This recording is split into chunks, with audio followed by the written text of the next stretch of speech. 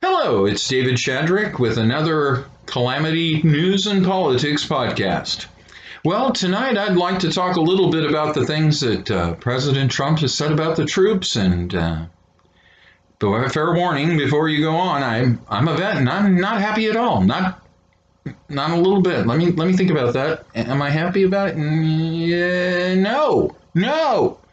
So I'm a sucker because I went ahead and went into the military. Well, there's more to it than I might have died. I knew it was a possibility. I went in the middle of the Iranian hostage crisis. In week 3, Delta Force crashed and failed their mission to rescue the hostages. I really felt that the balloon could go up, as the military say, indicating a war is about to start at any moment. So I knew the risks. But it was also important at that time. And I had ulterior motives. There was a lot of training involved for me. I became a legal specialist. When I left the military, that translated out into a civilian career as a paralegal. Being a paralegal led to me being an office manager, and office management led me into managing all kinds of other things. So it launched me on a career. So I'm not sure that made me a sucker. The other thing is that people who know me know that my health is not very good. I suffer from diabetes and I have a lot of problems. I do my best to take care of it, but there was a time when I was not as good about my health as I should have been. I was taking 2 kinds of insulin and I was on 13 different medications. It would be $1,000 a month if I hadn't been a part of the military. If I hadn't been able to use the VA, I might have just died. I don't know what I would have done. So I'm not sure that, getting myself in a situation where I've got medical care for life makes me a sucker. Nor is the fact that I got my first home for 3% down. I think that was a fantastic deal. So I don't really feel like a sucker. And even if I had passed away, I don't think that I would have been a sucker. That's just the way things happen. And that makes me mad to think that these people who passed, fighting the wars and keeping us free are losers. No, they're heroes. Okay? Anyone can die in a war. All right? And I guess a random mortar could kill me at any time. A terrorist attack could have killed me at any time, because that's one of the chances you take when you're a soldier. But you're not a loser because you're in the wrong spot at the wrong time and are killed in an ambush. Okay? You did what you were supposed to do, and you didn't get lucky. You didn't survive. So much respect to you, my friends. Much respect to you. So, yeah, I'm really pissed off, Mr. Trump. Kiss my butt.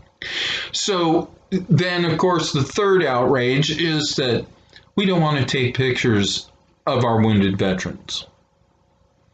Okay, this brings up a personal story for me. Now, one of my heroes growing up was my next door neighbor, a guy by the name of Jim.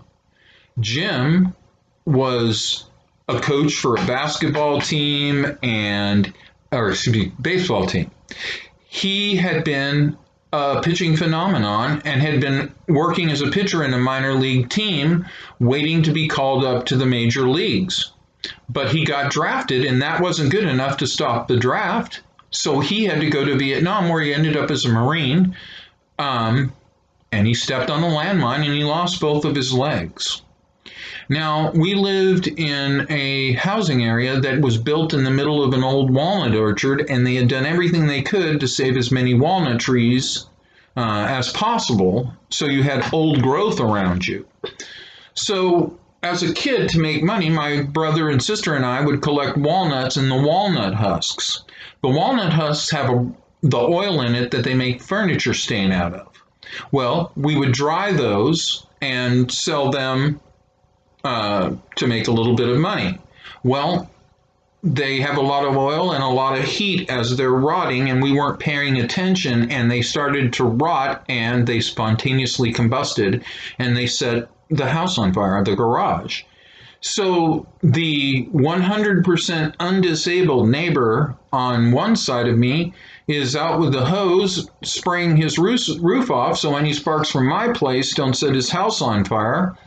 In the meantime, while we're waiting for the fire department, Jim has gotten out in his wheelchair, gotten his garden hose, has wheeled over into my driveway, pulled open the garage door. He's in his wheelchair on his stumps, fighting the fire when the firemen arrive. Okay? Now, as far as I'm concerned, anyone who doesn't want to take a picture with Jim, you're just a loser. You know? Just a loser. However, I don't really have to defend that sector. There's a lot of people willing to stand up for heroes who've lost limbs and things in the war, you know, like Tammy Duckworth. And I think Tammy Duckworth has a really good description of him that I like to call him, and that's the Cadet Bone Spurs remark.